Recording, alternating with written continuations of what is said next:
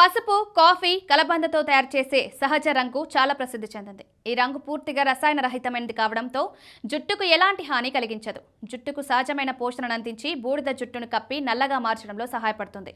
స్థానిక ప్రజలు తరతరాలుగా ఈ పద్ధతిని పాటిస్తున్నారు. ఇప్పుడు మళ్లీ ఈ సాంప్రదాయ పద్ధతి ప్రాచుర్యం పొందుతూ ఆధునిక కాలంలో రసాయన పదార్థాల వల్ల ఇబ్బందులు పడుతున్న చాలా మంది దీన్ని వాడడం ప్రారంభించారు. ఈ సహజ రంగును ఉపయోగించే అర్చన శర్మ చెప్తున్న దాని ప్రకారం దీన్ని తయారు చేయడం చాలా సులభం.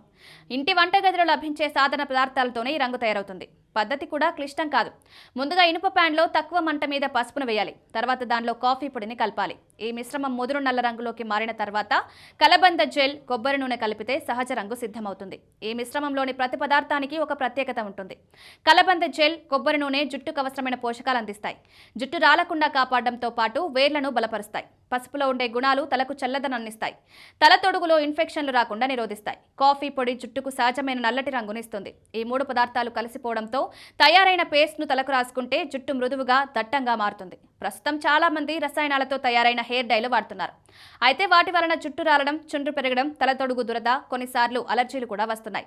ఈ కారణంగా ప్రజలు మళ్లీ సహజమైన ఇంట్లో తయారు చేసుకునే ఈ దేశీయ రంగుల వైపు మొగ్గు చూపుతున్నారు. గ్రామీణ ప్రాంతాల్లో మాత్రమే కాకుండా పట్టణాల్లో కూడా ఇప్పుడు చాలా మంది ఈ పద్ధతిని ప్రయత్నిస్తున్నారు.